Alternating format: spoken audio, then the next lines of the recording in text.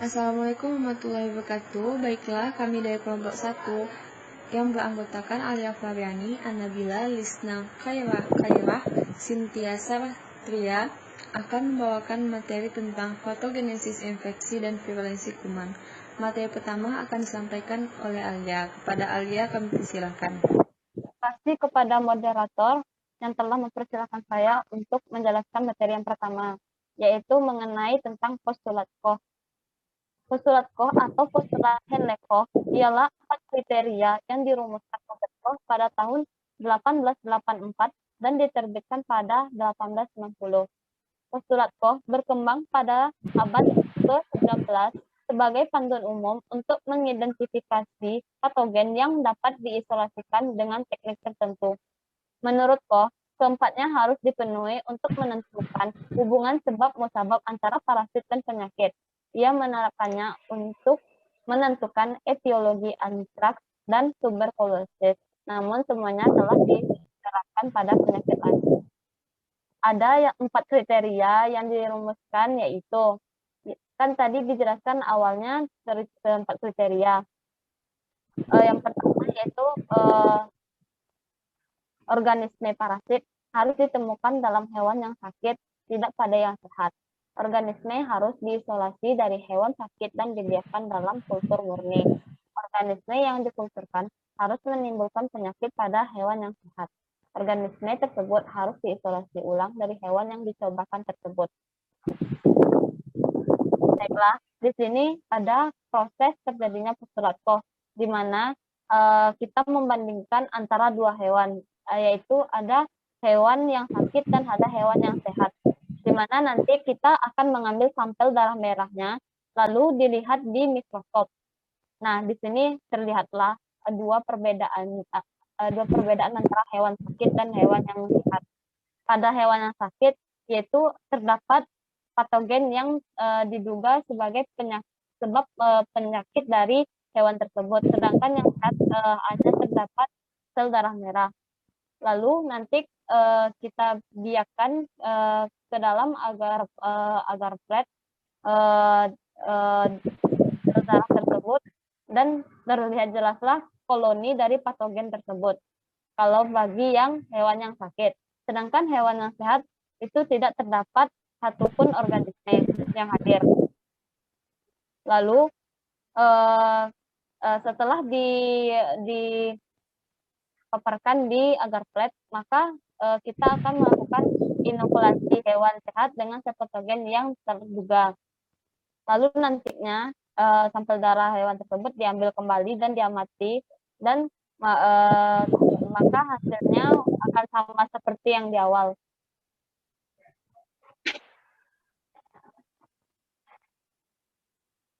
Metode postulat Koch dapat dilakukan untuk membuktikan suatu patogen menyebabkan penyakit dengan menerapkan isolasi, inokulasi, reisolasi, dan identifikasi mikroba yang berasosiasi.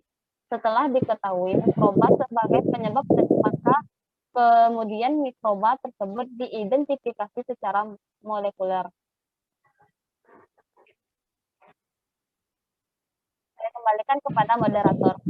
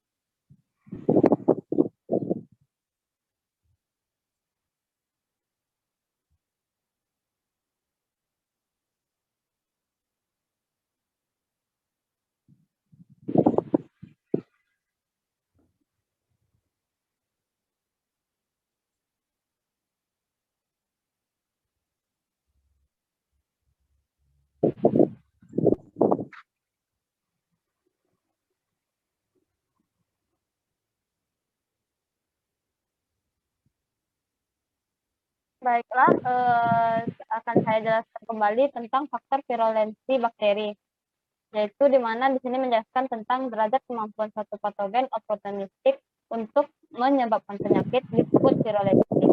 Komponen mikroorganisme yang meningkatkan patogenitas disebut faktor virulensi.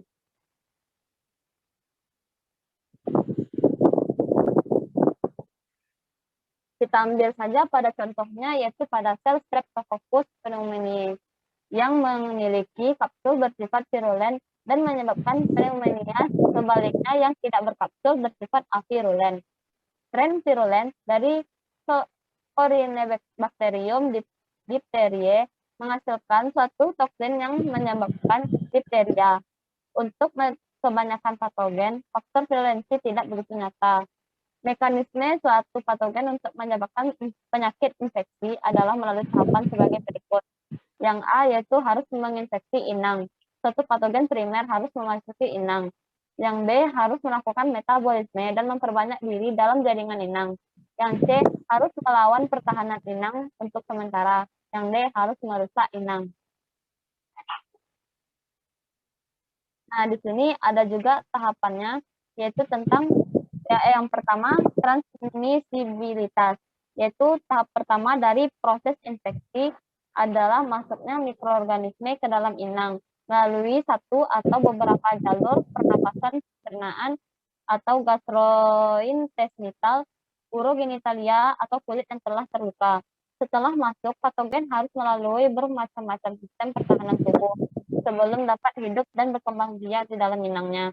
Yang kedua yaitu pelekatan. Beberapa bakteri seperti Escherichia coli menggunakan NPD, menggunakan PD untuk melekat pada permukaan sel inang mereka.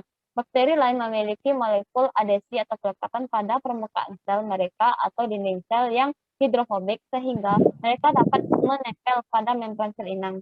Pelekatan meningkatkan virulensi dengan cara mencegah bakteri terbawa oleh mukus atau organ karena aliran cairan seperti pada saluran urin dan pencernaan. Kemampuan invasif, bakteri invasif adalah bakteri yang dapat masuk ke dalam sel inang atau menembus permukaan kelenjar mukus sehingga menyebar dari titik awal infeksi. Kemampuan invasif didukung oleh adanya enzim yang mendegradasi matriks ekstraseluler seperti kolagenase. Selanjutnya, tahap terakhir yaitu toksin bakteri. Beberapa bakteri memproduksi toksin atau racun yang dapat dibagi menjadi dua jenis, yaitu endotoksin dan eksotoksin. Eksotoksin adalah protein yang disekresikan oleh bakteri gram positif dan gram negatif. Di sisi lain, endotoksin adalah lipopolisakarida yang tidak disekresikan melainkan terdapat pada dinding sel bakteri gram negatif.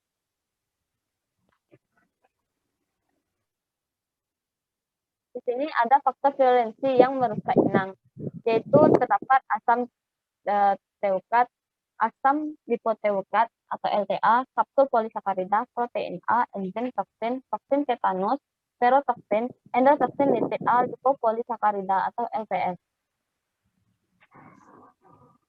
Saya kembalikan kepada moderator.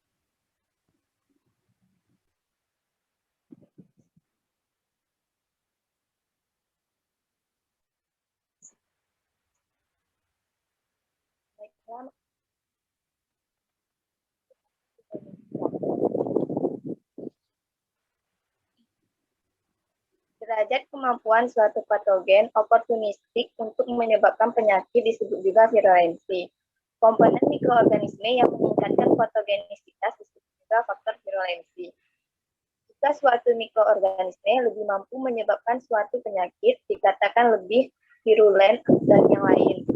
Faktor virulensi jamur dapat dibagi dalam dua kategori. Yang pertama yaitu faktor virulensi yang memacu polinisasi jamur pada host. Yang kedua, faktor virulensi yang menyebabkan kerusakan host. Yang pertama, faktor virulensi yang memacu kolonisasi jamur pada host. Yang poin pertama yaitu kontak sel host. Yang kedua, perlekatan pada sel host dan resistensi keadaan fisik. Yang ketiga, invasi sel host. Yang keempat, kompetensi nutrisi.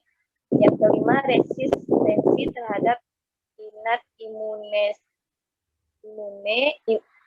imun seperti fagositosis dan komplement. Yang keenam, tergantung pada adanya imun. Candida albicans memacu produksi sitokin yang disebut juga GM-CSF, dan sitokin ini dapat menekan produksi dari komplement oleh monosit dan makrofag dan akan menurunkan produksi insulin C3b seperti halnya komplement protein yang mencegah homeostasis fagosit. Selanjutnya, Candida albicans juga menyebabkan keluarnya zat besi dari sel darah merah. Yang kedua, faktor virulensi yang merusak host.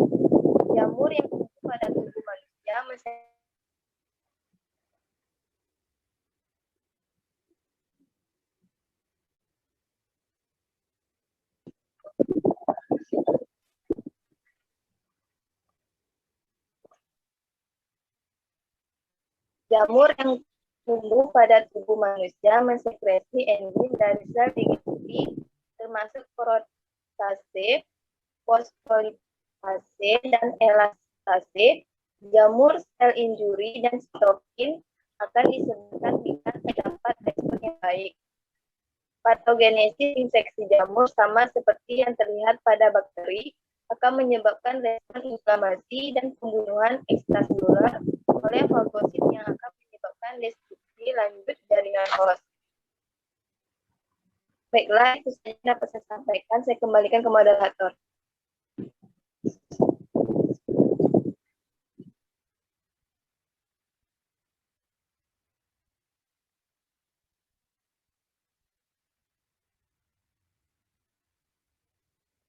Baik, terima kasih atas waktunya. Di sini saya Cynthia ingin menjelaskan tentang faktor virulensi pada virus. Virulensi virus sendiri merupakan kemampuan pada virus untuk menimbulkan adanya penyakit. Kemampuan patogenitas dari virus ini dapat berakibat fatal dan dapat menyebabkan invasi pada sel secara keseluruhan.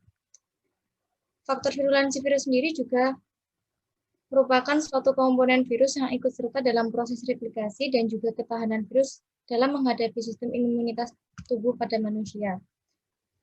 Terdapat 5 faktor virulensi pada virus, yaitu yang pertama, keberadaan dan aktivitas reseptor pada permukaan inang yang dapat memudahkan virus untuk melakukan penetrasi. Faktor yang kedua, yaitu kemampuan virus dalam menginfeksi sel inang, yaitu dengan melakukan cara inervasi yang dimiliki oleh virus. Yang ketiga, yaitu kecepatan replikasi virus di dalam sel inang. Yang keempat, kecocokan pada kandungan molekul DNA atau RNA dari virus dan sel inangnya. Kemudian yang terakhir, yaitu faktor kemampuan sel inang untuk menahan serangan dari virus. Resistensi inang terhadap infeksi tergantung pada kondisi fisiologis dan imunologis pada sel inang. Sekian dari penjelasan saya kembalikan kepada moderator.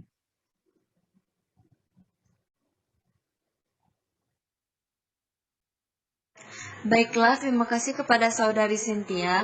Dengan berakhirnya penjelasan dari Saudari Cynthia, maka berakhir pula pemaparan materi dari kelompok kami. Sesi selanjutnya akan dilanjutkan di WA Group. Lebih dan kurang, saya mohon maaf, saya akhiri. Assalamualaikum warahmatullahi wabarakatuh. Terima kasih banyak atas perhatiannya.